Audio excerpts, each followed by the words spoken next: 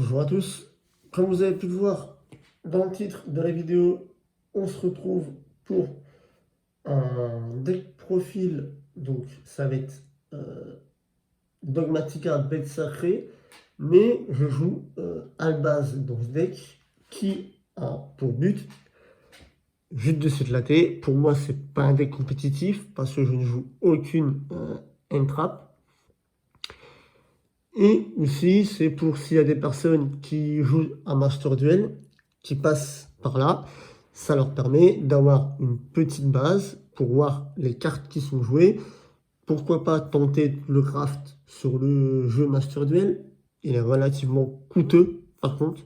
Il y a beaucoup de SR et de UR, je tiens à le préciser. Mais en IRN, je le joue vraiment pour m'éclater, pas spécialement pour chercher à faire de résultats. Le deck est, je vais pas dire consistant, mais il est assez fort en lui-même, tourne plutôt bien. Mais je le joue avec Albaz les Dogmatika afin de me faire des stands, potentiellement une néguette, et aussi vraiment pour m'éclater, quoi. C'est le but du jeu, prendre du plaisir.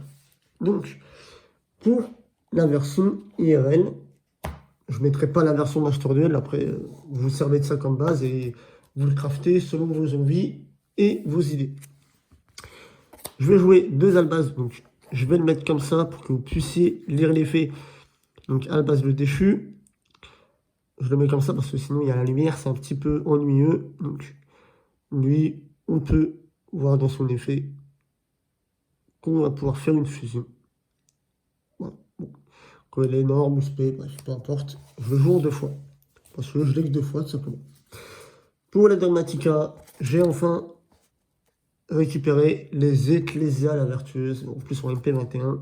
Alors, Secret. J'adore cet effet de Secret, clairement.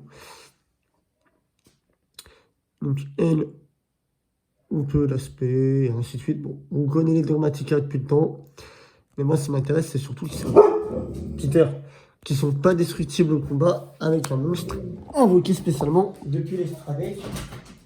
Et ça, c'est une bonne chose. Ensuite, aussi elle a l'autre effet d'aller tuto un Dogmatika. Celui-là qu'on va souvent aller chercher avec Ecclesia, ça va être Fleur de Lys. Qui, lui, dommage, il est juste en ultra.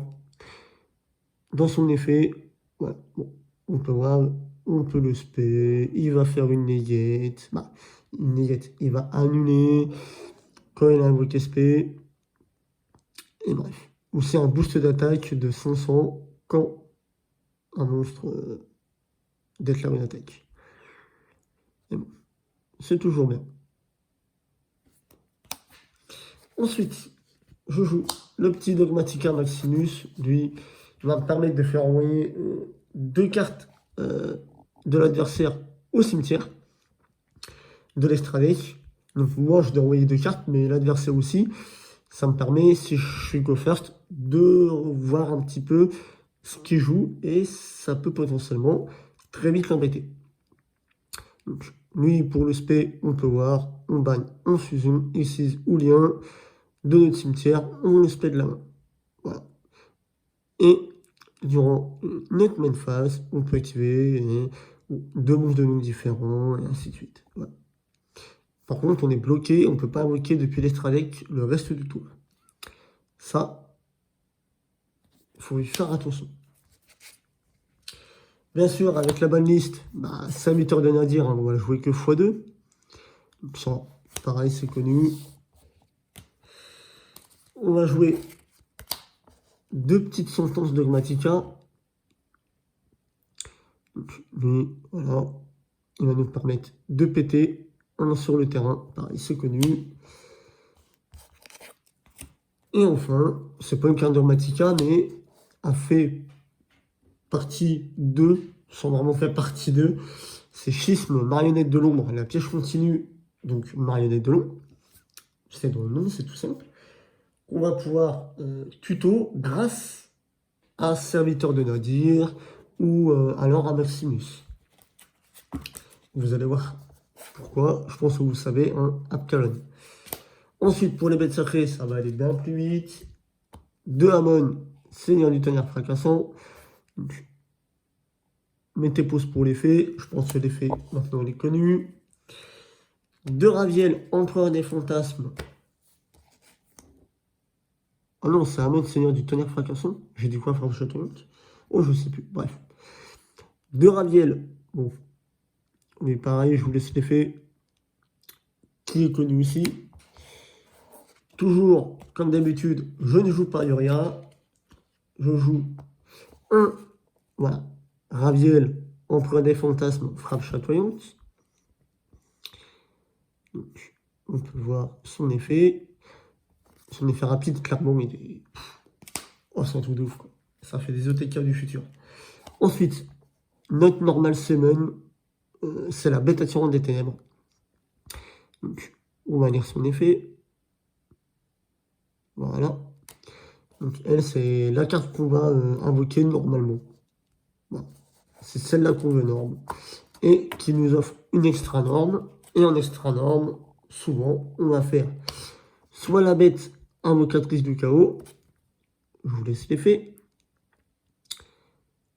Donc, bien sûr, on la sacrifie, c'est un coup. On est obligé de la sacrifier. Clairement, donc on sacrifie. On invoque depuis la main Uriah, Hamon ou un Raviel. On la banne du cimetière, on récupère le terrain, paradis perdu. C'est très fort. Et ensuite, on a l'obscur invocateur des bêtes, qui lui fait le même effet. On sacrifie, on invoque, mais là, ça va être de la main ou du deck. Bien sûr, comme l'invocatrice du chaos, on va ignorer les conditions d'invocation. Et on peut la bannir pour ajouter une des 3 bêtes sacrées du deck à la main. C'est un niveau 5 par contre. Ensuite, pour aller chercher ces petites bêtes, eh ben, une carte qui est sortie dans Frères de légende, donc la carte de Piri Reis. Alors, il y en a qui disent je la joue pas, je la joue. Pourquoi? Parce que, alors il y en a qui veulent la jouer, il y en a qui veulent pas la jouer. Ça c'est chacun le face à sauce, parce que on doit diviser nos LP par 2 si on fait cet effet. Mais, par contre, on va ajouter un monstre avec 0 d'attaque du deck à la main. Bon, voilà. Après, quand on l'a ajouté à la main, on peut, quand cette carte est activée, on peut activer ni les effets du monstre ajouté, ni les effets des cartes de son nom, jusqu'à ce qu'on invoque normalement le monstre ou une carte de son nom. Voilà. Donc souvent avec elle, on va aller chercher la bête attirante, donc notre normal semaine, qu'on va invoquer normalement, du coup, on sera tranquille. Aussi, l'ouverture là, des portes des esprits, donc ça nous fait encore une carte de tuto. Donc, elle, on va ajouter un monstre. Alors, j'ai oublié de préciser, au cas où, elle va ajouter une carte qui liste les bêtes sacrées. Elle va ajouter un monstre qui liste les bêtes sacrées. Et alors un autre effet, c'est que quand on a un monstre niveau 10 sur le terrain, on peut ajouter une magie continue du cimetière à la main. Et on peut défausser une carte pour invoquer un monstre démon avec 0 d'attaque, 0 de défense du cimetière sur notre terrain. Bien sûr, il faut déjà avoir un monstre démon 0 d'attaque, 0 de défense dans le cimetière pour activer cet effet. Sinon, même si on défausse un démon, il faut quand même en avoir un au préalable dans le cimetière. Sinon, c'est une activation illégale. Bien sûr, le terrain, paradis perdu, il protège les bêtes sacrées, il nous fait piocher 2. Voilà. Bon, ça, c'est tranquille. En feu céleste, la magie continue, qui elle, bon, de base, c'est pour invoquer le Hamon par sa procédure. Moi, je l'utilise pour son effet, entre guillemets, de negate. Et aussi, si on a une des bêtes sacrées qui quitte le terrain, ce tour, on ne reçoit aucun dommage. Ça peut être pratique. Ensuite, jouer un sacrifice inutile. Un appelé par la tombe. Le deck est plutôt sensible à une trappe. Donc, un appelé par la tombe, ça fait pas de mal. Ça peut nous permettre de lancer notre combo et de pouvoir jouer tranquillement.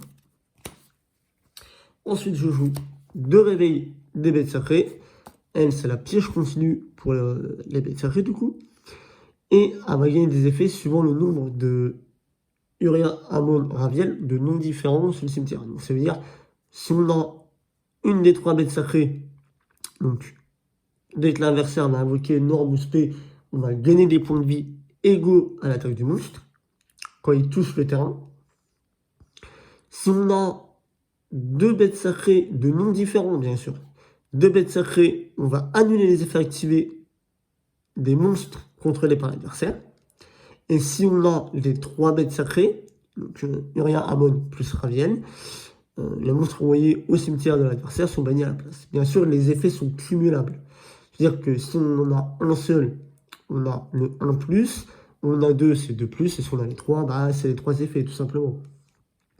Et aussi, une fois durant notre tour, si on a un monstre de niveau 10, on va ajouter un piège continu du cimetière à la main. Et pour terminer le main deck, 3 répressions. Donc lui qui va, tout simplement, on va prendre un monstre adverse, on va prendre le contrôle. Bon, ça peut faire le café, et on peut faire des liens avec. Quand elle est au cimetière, et qu'on a ça sous le terrain, effet, on la récupère en main, on la reset, et on casse les pieds à l'adversaire. Clairement. Alors, pour l'extra deck, ça va aller un petit peu plus vite, je pense. Alors, un super cuirassé canon ferroviaire. Donc là, mettez pause pour les effets. On a déjà quasiment 12 minutes de vidéo. Le super cuirassé canon ferroviaire Juggernaut libre. Qui va se mettre par-dessus celui-là. Bien sûr, le petit Titaniclad, le dragon des cendres. Donc, pour ça que je joue à la base aussi, parce que ça peut être utile. Voilà. Le petit brigand, le dragon de la gloire. Pareil, ça peut être utile avec Albaz. Et ça peut être très drôle surtout. Bien sûr, Abkalon, qui elle, on peut le voir dans son effet. Quand elle est envoyée au cimetière, on ajoute une carte moyenne de l'ombre depuis le deck à la main, puis on défausse une carte. Voilà, ça c'est pour récupérer l'achisme. Et vu qu'on joue quasiment que des monstres ténèbres, la plupart des monstres sont ténèbres, on va jouer Winda pour faire schisme, bannir Abkalon un monstre ténèbre, faire la Winda et bloquer l'adversaire un peu plus. Ensuite, Entis, ouais, peu importe. Voilà, ça va être avec... comment il s'appelle lui? Maximus. Donc, on va l'envoyer au cimetière. Ou avec son tense, peu importe. Mais si on fait Maximus, qu'on envoie celle-là, on va envoyer le Seigneur Sculpture Psy Omega avec. Qui, elle, voilà. On va pouvoir remélanger la NTS et lui dans l'extra deck pour refaire l'effet et ainsi de suite. Bref, c'est clairement drôle. Ensuite, un Salamandre en Mirage qui permet de protéger, on ne sait jamais. Un renonce anima, si l'adversaire met mal ses monstres, ça peut aller vite. On renonce anima, on équipe le monstre, on équipe. Lien de Kuribo, pour éviter des dommages, toujours utile.